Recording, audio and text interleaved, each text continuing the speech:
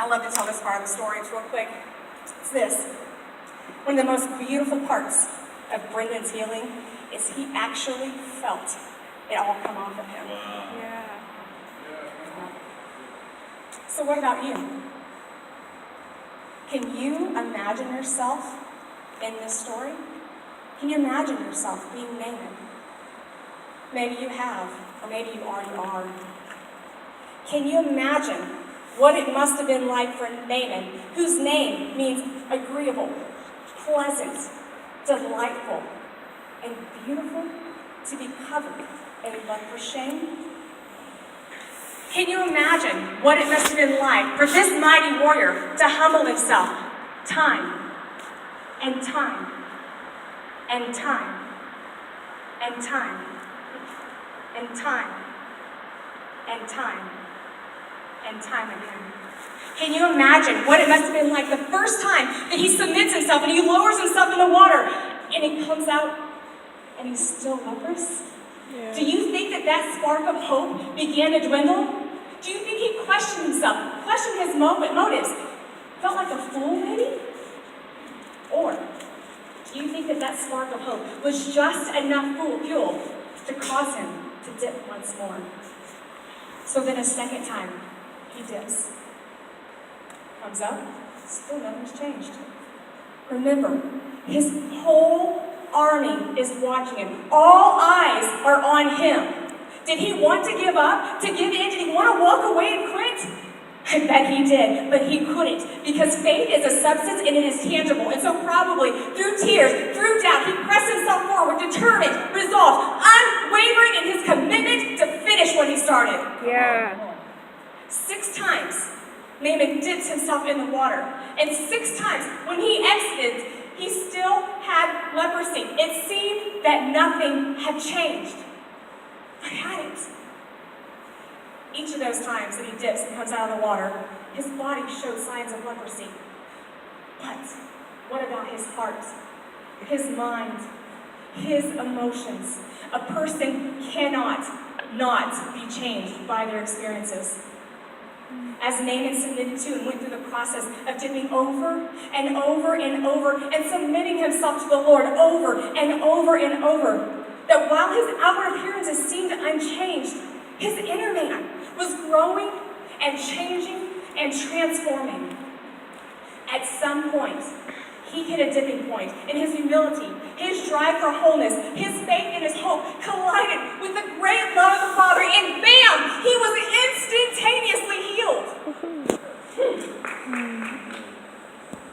I too know what it's like to dip and dip and dip. Come on, y'all, let's do this together. Keep going. There's 7 of them. 4 more to go. And dip. Say it with me. And dip. And dip. And dip. I know the process of frustration, of humiliation, of trusting, of pressing in and pressing on, of not giving up or giving in when all hope seems lost, of hanging on to faith when its substance seems so small, of hoping when all hope seems lost, of humbling myself before the King of Kings and Lord of Lords and saying, Father, I feel like a fool. I know I must look like a fool, but you said, by your stripes, I am healed. So I choose to believe you. I choose to trust you. I choose to believe that your words are true. I will look like a fool for you. I will be like Naaman, and I will dip, and I will dip, and I will dip. It does not matter what it looks like. I will keep going after you. I will trust you.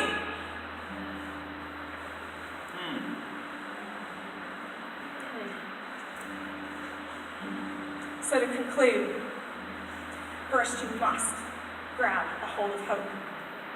Naaman's healing all began when his servant girl released a seed of hope. Naaman got a glimpse and a taste of hope, and it compelled him and propelled him to chase after his healing.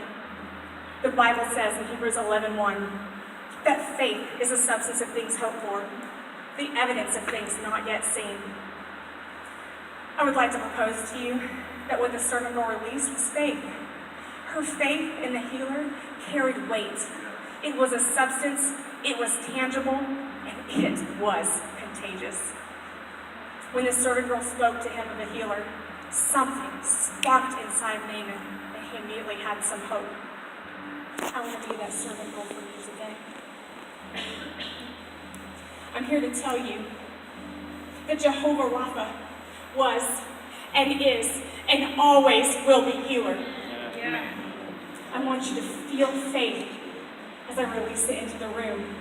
I want you to grab a hold of hope and place it in your heart.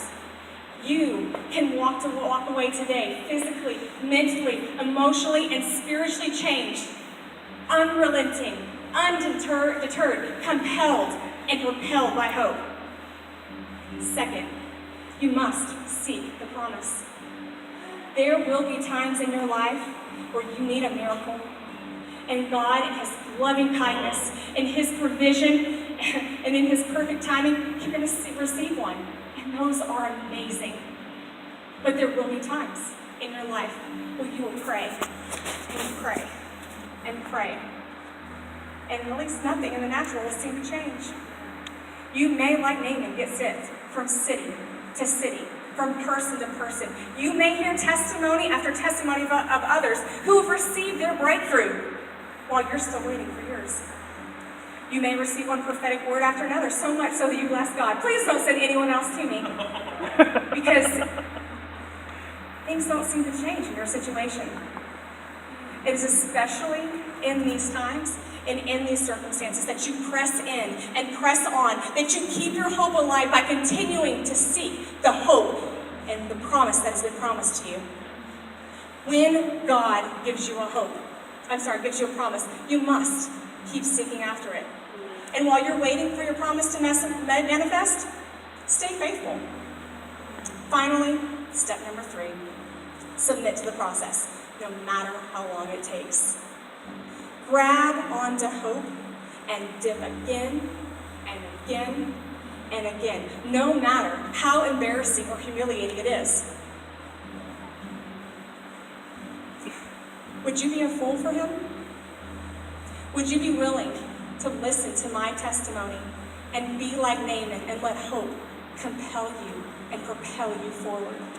Would you lay down your pride, your expectations, your fears, and your insecurities and say, Lord, I choose to believe you. I choose to trust you. When all seems lost, I will dip and dip and dip again. I will look like a fool for you. God is not a respecter of persons. In Acts 10:34 and Romans 2:11, it says that God shows no favoritism. So if He did it for me, He will do it for you.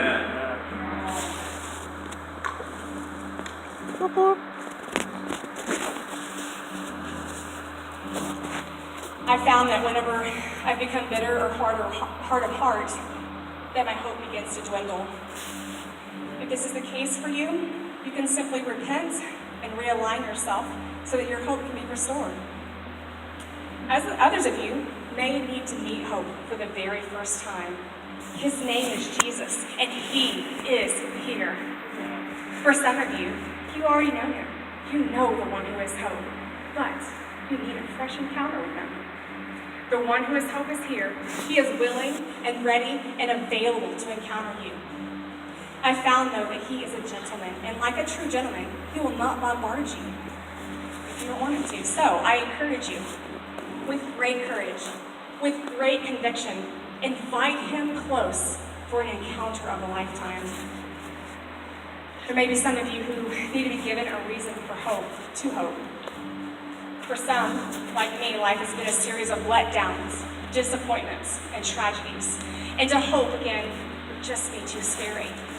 But God, He is here, y'all.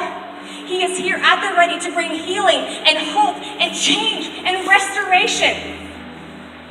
I feel like some of you may be exhausted.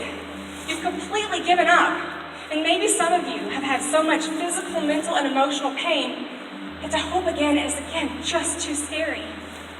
What I would say to you is God is not a respecter of persons. Remember, if He would do it for me, He will do it for you. Your part is to be willing and available to open your heart to receive. So if you didn't catch that, these are altar calls. And the last altar call that I would throw out there is what I call the purple elephant with the yellow polka dots altar call. Whatever your need, whatever you seek, Jesus, the King of Kings, the Lord of Lords, the Master of the universe, the healer, the helper, the giver, the restorer, the merciful, Emmanuel, God who is with us now and forever with us, Jehovah Jireh, the one who provides, our shepherd, our banner, our fortress, our supreme and only God. He is here. So whatever you need, come.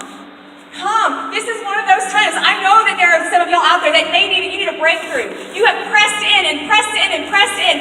Don't be shy. Run after it. Chase after it. Don't be afraid. We love you here.